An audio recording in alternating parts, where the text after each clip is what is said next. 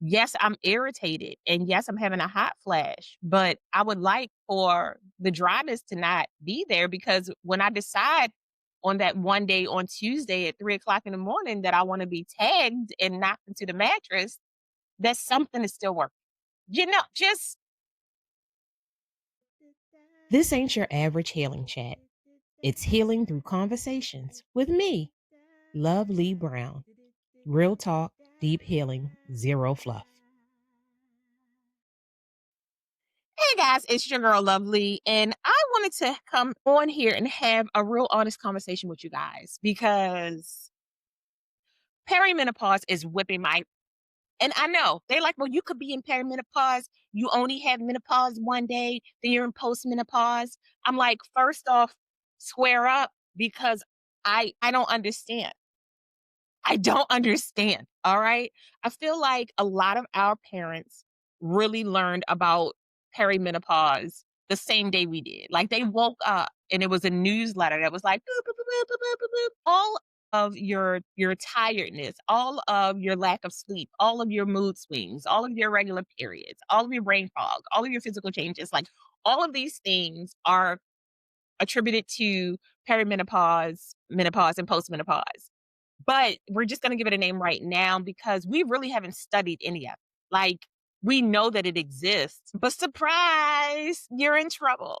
I feel like that's what needs to be said when we're talking about menopause or perimenopause because it is ratchet. It is a hot damn mess. It is absolutely disrespectful on so many levels.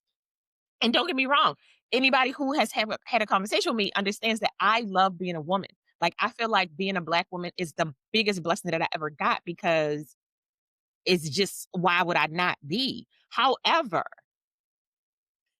as a holistic thinker and a woman as a whole, we are really being railed with no oil when it comes to the information that we receive about perimenopause. And I was having a conversation. I always wind up having a conversation about perimenopause, even when I'm talking to men, because they also go through a menopausal stage as well. And again, I'm not a doctor. Let me say it. Boop, boop, boop, boop, boop, boop, boop. I am not a doctor. I am a person who's going through it.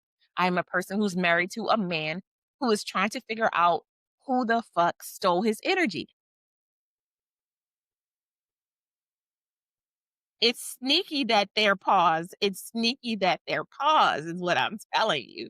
So, we were having a conversation about why we now understand that teacher who was just a complete bitch, that teacher who was moody as hell, the guy who just didn't feel like dealing with your and he told you about it, why they were like that. And 9 times out of 9, they was going through a moment. They was having a moment where their bodies were rebelling against them and they did not understand it. And I was like, okay, okay, okay.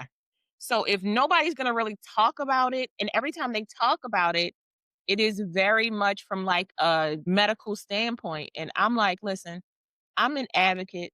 I like to talk about how different things affect your mental health. I'm a mental health advocate, and I like to talk about how different situations in aging affects your mental health and then how it affects your relationships, right? There are some wonderfully talented people doing work to help you understand this so much more. And I say go find them. I'm going to try to tag a couple ladies. I know one doctor in particular she has a program where she talks about the relationships, how your relationship is affected through menopause and perimenopause. And like we need those kind of conversations, and particularly in Black spaces, because we just make the assumption that Rilo went crazy and Margaret she is just insane. And yes, to all of that. However, there are also medical things that have come into play: irregular periods, hot flashes, night sweats.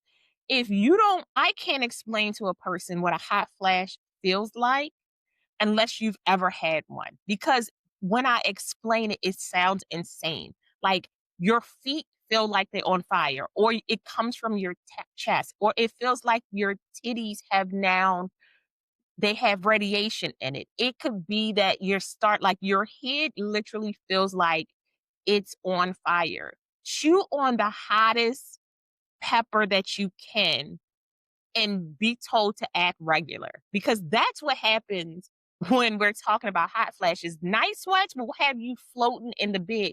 You'll be changing clothes, changing sheets. Now you're changing sheets and clothes. You got plastic wrapped around your mattress because if you're sweating profusely, now you have a smell in your mattress. Now add on to that that your partner's also sweating on their side. Y'all both floating. You're here. There's nothing I fear. That's what it feels like. It feels like you are absolutely floating.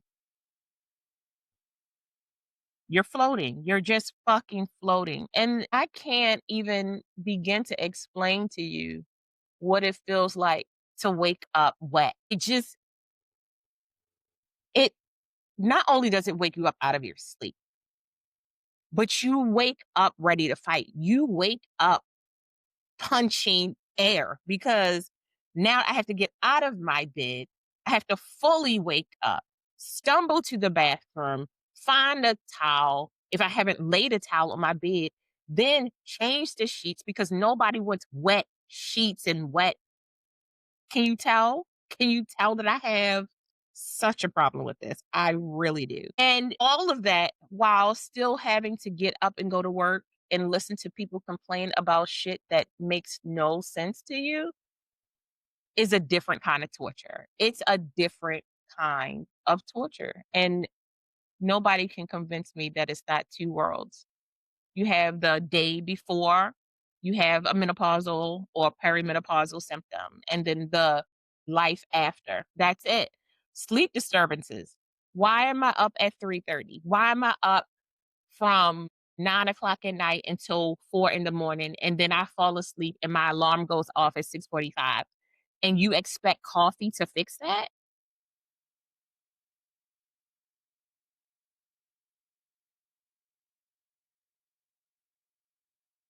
I hope you bite your tongue. Yes, yes, I do. And I'm like, you think to yourself, well, it happens to everybody, so we should be used to it. It happens to every what? Because in my world, it only happened to me. But yes, it is happening to everybody. It depends. Medically, some people will have way less symptoms. Other people will have way more symptoms. Again, like I said, I'm not a doctor, but I am a sister. I'm a girlfriend. I'm a wife. I'm an in-law. I'm a daughter. I'm watching all of these women around me. We're literally trying to figure out how to stop flailing and attacking people, which is insane, which takes me down to mood swings because listen, maybe a hot flash, but not a hot flash in a mood swing. And don't let me be hungry, baby, hungry in hot flash. I almost don't care if you made it to the restaurant to eat with me. I I'm just I know that we may not do well together. Almost lost my space.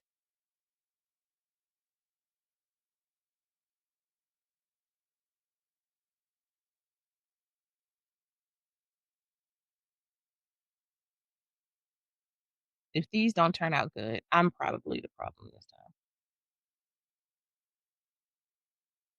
I feel like I missed the space.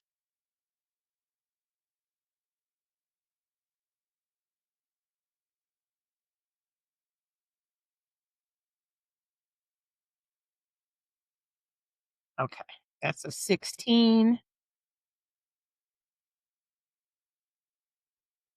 We're gonna just figure it out. See, that's what I'm saying. Like, if I was hangry and this started happening while I was trying to fix my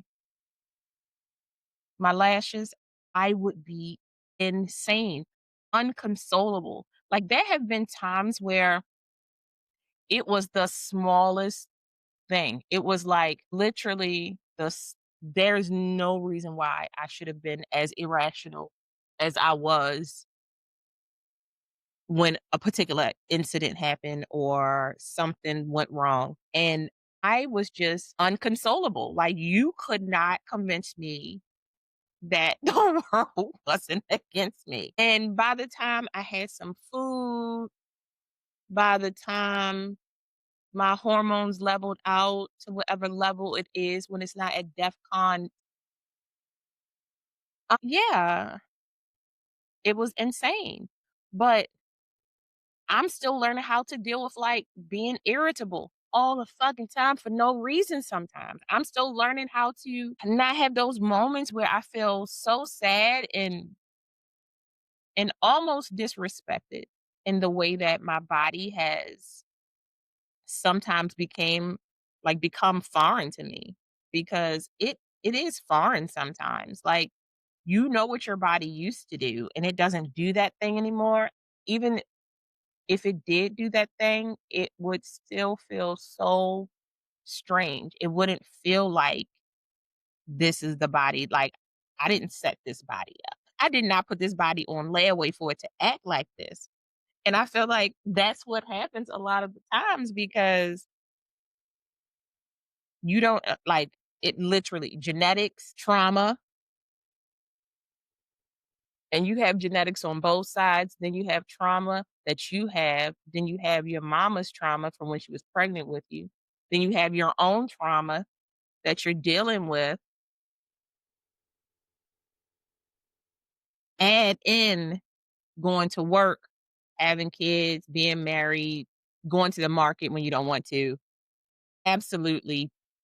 You just swinging from the ceilings, cursing people out. And then when you get back to regular, you trying to figure out why nobody want to call you no more. I know why you don't want to call me. I don't want you to call me because I can't even promise you that midway through the conversation, I ain't going to say some things that make you question why you even used your free minutes to call me. It's just, it is insanity. On top of the fact that, let's really talk about, and it's going to hurt a couple of us. It's going to hurt a couple of us. The urge to have to pee is like, I thought that that weird space in my physical body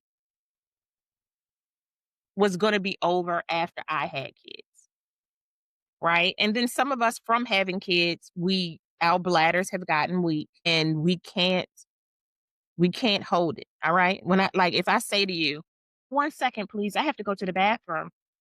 I don't mean keep talking. Baby, I will elbow you. I will fit before you. I will slam you on the ground to get to the bathroom, because it's either you or me. And I'm not pissing myself out in public. So I'm sorry. I hear you. I hear that. I sympathize. Girl, oh my God. Whoop, gotta go. Yeet, right in the bathroom. Just, it's not gonna work out for either one of us. We're both about to be embarrassed. I'm gonna be pissing down my leg. You're gonna be standing next to the girl who pissed herself. And I don't want that to happen. But just the fact that those things happen to you, and you're supposed to, again, just show up for work, show up to church. I understand that some things are just regular life. But you ain't gonna talk about me being pissy Pauline while I'm standing at the altar. That's not what you gonna do. Mm-mm. Imma work on getting some things together, because I ain't gonna be her. I ain't gonna be her. On top of the fact that now we're talking about, oh, my allergies have been so crazy lately. So crazy lately. On top of the fact that now I can have vaginal dryness, so you gonna make me pissy and my vagina dry. You gon you you gonna make me lose my mind up in here, up in here. Y'all gonna make me act a fool up in here, up in here. Yes, I'm just, I just I just want you to know that, like, yes, I'm irritated, and yes, I'm having a hot flash, but I would like for the dryness to not be there, because when I decide on that one day on Tuesday at 3 o'clock in the morning that I want to be tagged and knocked into the mattress, that something is still working. Just I'm just trying.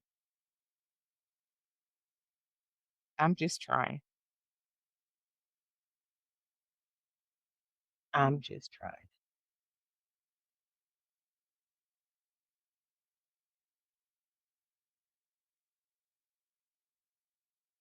Mm, mm. And then I know you thought I was done. I did too. But then I remember something.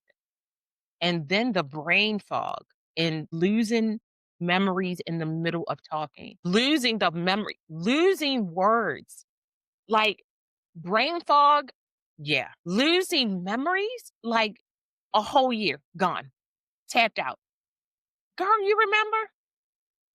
You had on that green dress?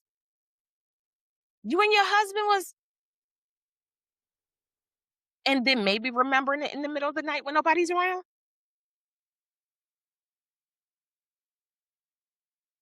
Just losing your place in a conversation, you're literally having a conversation. Everything is good. Your brain shuts all the way down. And you're expected to, now I just stop to be like, oh my God, it's gone. It's gone. Not only can I not concentrate on what I'm doing, I may not even remember fully what I was coming in the room to find, who I was supposed to talk to, what I was supposed to say. I can't remember the word apple. I'm stuck, like glitching. It's like when you see like TV and it'd be like, that is literally what it feels like, brain fog for me. It's just like, I know I'm supposed to remember. I hear you. I even heard you say, yo, you started the conversation. I heard you. I don't remember. And we're going to go into something else. And maybe in the middle of talking about that something else, my brain will reboot and come back and be like, hey, remember 4.5 hours ago when you were talking about that particular thing? I know it now. I know it. It's not relevant now. It's not relevant. By the way, hot flash. Yeah. Yeah. Oh my God. My God. Just insane. Insane. And then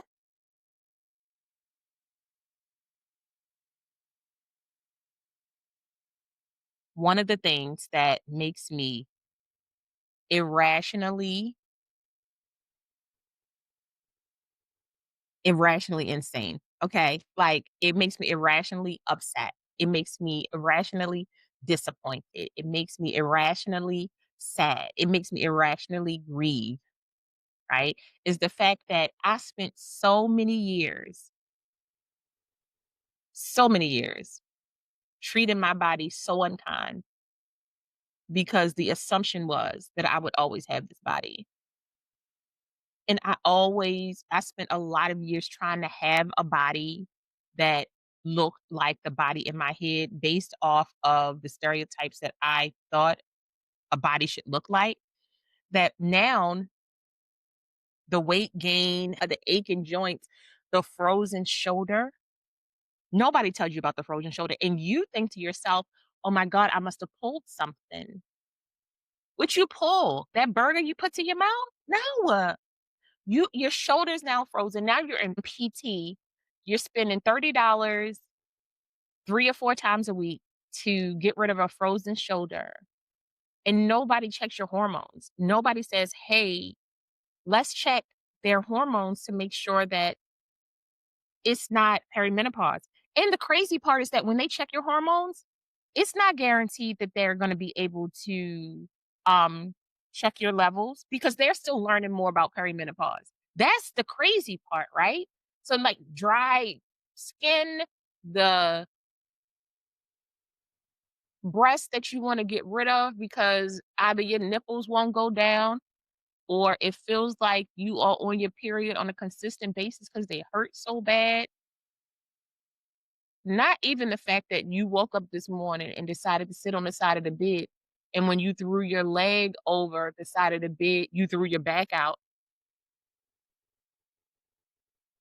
I was walking out of my bedroom, turned around, literally not moved my feet, turned around, looked at my husband, and was like, "You ready?" And I threw my back. It tweaked it. And I have spent the last 3 days trying to figure out how to get out the bed. Like, once I'm out the bed, I'm good. Once I'm in the bed, I'm good. When I gotta sit up from the bed, the muscle says we don't do that. The muscle said we don't do that. And I promise you, nothing strenuous was happening. Nothing strenuous was happening.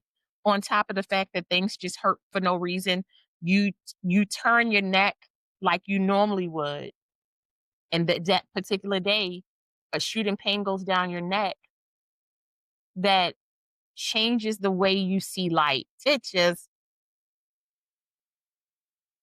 again, like I said, I am just a person going through perimenopause. I have experienced all of these. The only thing that I have not experienced 100% is a decrease libido, but I can see how a reduction can happen so fast because if you have any of the aforementioned symptoms, why are you touching me? I am irritated. I cannot even figure out why my stomach looks like this. I literally am eating the same thing I did before. And they say just go exercise. And when I go exercise, the stomach doesn't go anywhere. Okay. It does not. I just get more frustrated versus somebody testing to see what's going on with your body and acknowledging the fact that as you get older, certain things just happen and that maybe you just have a high stress level and that cortisol is sticking in there. And what does cortisol like? Cortisol loves fat. And where does the fat like to be? In your belly, in your thighs, in your arms, right? And we're still fighting as women to try to look like we're 16 and 17 when your man should really have stepped up his game already and be looking for a fuller body anyway. If your husband still wants you to look like you did at 16 and 17, check that motherfucker out because he is. I'm gonna go finish the rest of my lashes because I was about to go off and oh my God, like, why would I do that? Why would I be living in that land? I'm just, I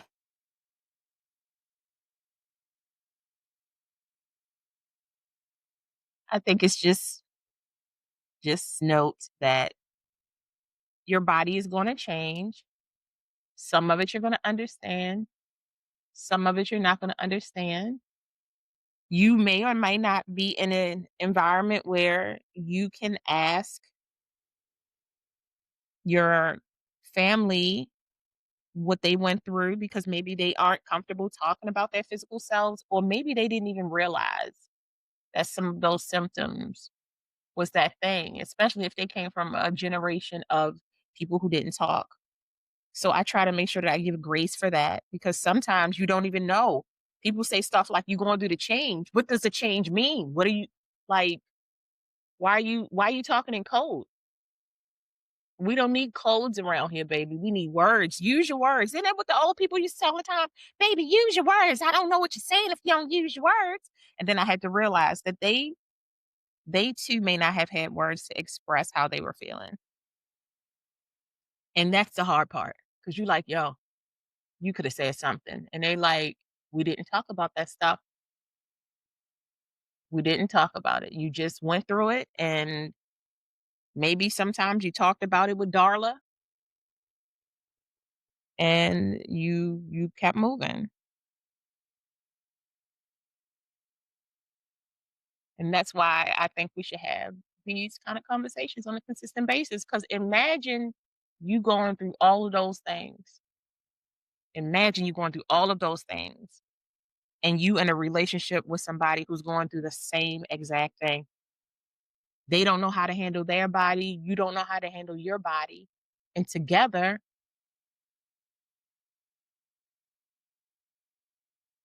y'all just, y'all on the door. Titanic boat is sinking. And you trying to figure out which one of y'all not gonna make it. Which one of y'all is getting pushed off the door. Some just ask to be pushed off the door because it's just easier to cope with.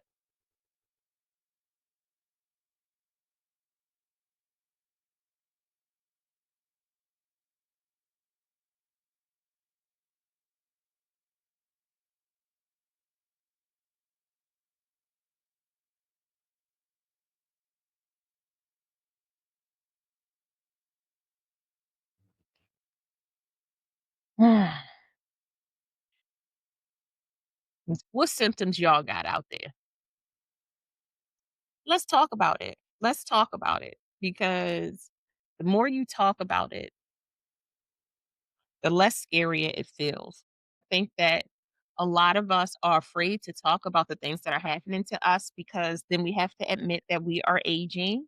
And we've been told as a people that aging somehow is this really bad thing. And it doesn't have to be, but you should be allowed to talk about what's bothering you. I don't care, like male, female, what, however you present yourself, you're still human. We're all going to age. And talking about the things that make you feel uncomfortable or the things that connect you to other people, that is how you stay a little bit sane.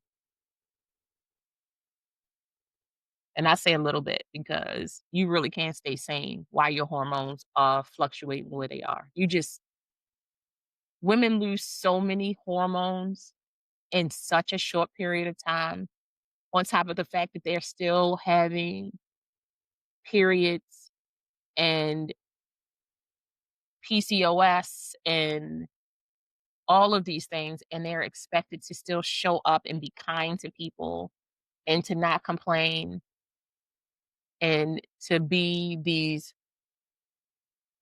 masculine presenting people if they want to be in the spotlight or they want to, if they want to be the man, you know, the men at their job, if they want to gain respect.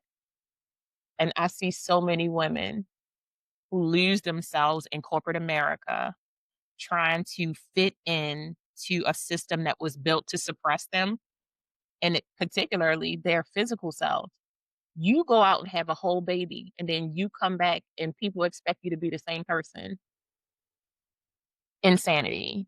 You lose 50 to 60% of your hormones, and people expect you to still be the same person. Insanity and freaking insanity.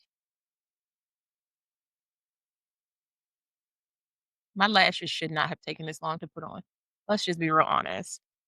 But it's been nice having this conversation with you guys because just know that you are not alone. You are not, y'all know I was gonna sing it. Alone, alone. I can't even sing it because I want to laugh so bad, but I don't want to get the product in my eye. I am here. Shut up, girl. Anyway, y'all tell me the symptoms. Tell me what's going on. Let's talk about it more. Remember, we're here in this community that I'm building so that we can learn how to articulate our feelings, wants, needs, and desires so we can better advocate for ourselves and the people that we love. And sometimes that means that we're talking about topics that just aren't always discussed, or sometimes when they're discussed, it's so clinical that you don't relate to what's happening. And sometimes you just don't see people who look like you discussing the things that affect you. And that's why it's so important for us to have these healing conversations. That's why we're healing through conversations, baby. I'm just saying, like, y'all be good. These eyelashes did come out pretty good. Thank you, Paul Intense. It's not sponsored. I just really like the brand. Anyway, I'll talk to you guys soon. Bye. Lovely out.